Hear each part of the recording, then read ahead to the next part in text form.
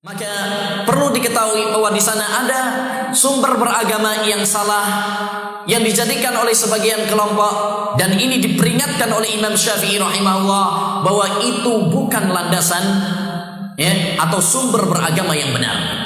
Di antaranya adalah akal. Sebagian kelompok menjadikan akal, rasio, logika sebagai sumber beragama dan landasan di dalam beragama. Padahal akal siapakah yang dijadikan hakim, timbangan untuk menimbang Al-Quran dan hadis Nabi SAW? Alangkah kerdilnya akal manusia bila dijadikan untuk menimbang, menghukumi, menghakimi Al-Quran dan hadis Nabi SAW. Karena akal manusia, ilmu manusia itu terbatas. Wa ma utitum minal ilmi illa qalila. Tidaklah kalian diberi ilmu kecuali sedikit. Oleh karenanya Imam Syafi'i mengatakan, halaman 37, ini ucapan Imam Syafi'i, inna lil aqli haddan yantahi ilaih kama anna lil basari haddan yantahi ilaih. Sesungguhnya akal itu memiliki batas sebagaimana mata punya batas. Kita kalau melihat, apakah kita bisa melihat semuanya? Terbatas. Coba Anda melihat ke laut, apakah Anda bisa melihat isinya laut? Ya, menunjukkan bahwa akal manusia, pandangan manusia terbatas. Demikian juga akal kita terbatas. Maka alangkah kerdilnya kalau kita kemudian jadikan akal ini untuk menghakimi dan menghukumi nas. Bahkan mendahulukan akal daripada dalil, seperti yang dilakukan oleh orang-orang filsafat, di mana mereka mengatakan apabila berbenturan antara akal dengan dalil, dahulukan akal. Ini orang-orang seperti ini adalah menyerupai atau meneruskan pemikiran iblis. Iblis tatkala diperintahkan oleh Allah Subhanahu wa taala untuk sujud kepada Adam, dia tolak perintah Allah, dalil ini dengan apa? Dengan akalnya. Ya Allah, saya lebih baik daripada dia. Dia menolak dalil dengan akal. Dan ini ayolah ikhwah pembeda antara pengikut Nabi dan pengikut Rasul. Pengikut Rasul mendahulukan dalil daripada akal, dan pengikut iblis mendahulukan akal daripada dalil. Tinggal antum pilih mau jadi pengikutnya siapa. Baik. Yang selanjutnya di antara sumber beragama yang salah juga adalah beragama dengan ilmu kalam, ilmu filsafat. Ilmu kalam disebut ilmu kalam karena hanya sekedar kalam. Apa kalam itu?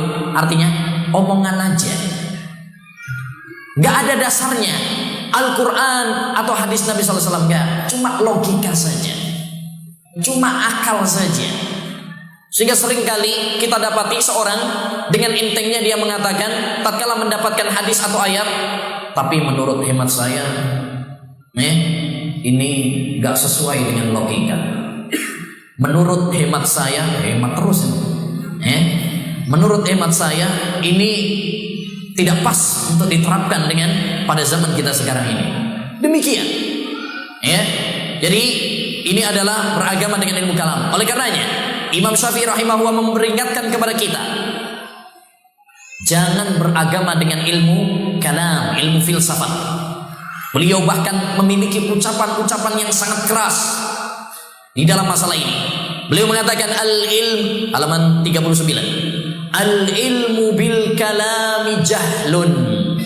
Ilmu belajar, ilmu filsafat itu adalah sebuah kebodohan.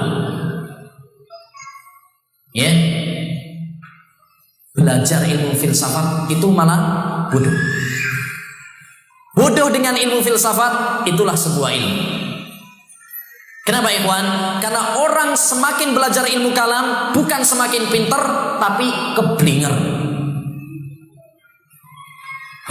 Tapi apa? Tambah bodoh. dahulunya masih di atas fitrah. Dia mengatakan Allah di atas langit. Tatkala belajar filsafat, kok tambah mengatakan Allah ada di mana-mana. Kan tambah rusak. Ya. Oleh karenanya perlu diketahui bahwa filsafat itu bukan dari ajaran Islam. Maka salah istilah, ada istilah filsafat Islam. Gak ada filsafat Islam. Karena Islam tidak mengenal filsafat. Karena filsafat bukan dari Islam.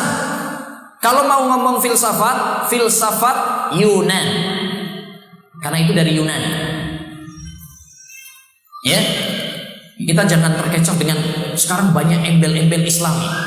Ada nasyid Islami, musik Islami. Ya, apalagi filsafat Islam, pacaran Islam, pacaran Islami ada, ya. Baik, jadi kita tidak boleh terkecoh dengan embel-embel seperti ini. Filsafat bukan daripada Islam, dan Islam tidak membutuhkan kepada filsafat. Justru kalau Islam dibela dengan filsafat, bukan tambah indah, tapi tambah rusak. Seperti yang dilakukan oleh jin, jaringan iblis laknatullah alaihi, yang membela apa? Islam menurut mereka membela, tapi dengan cara filsafat. Akhirnya apa jadinya? Tambah rusak. Tambah rusak kan?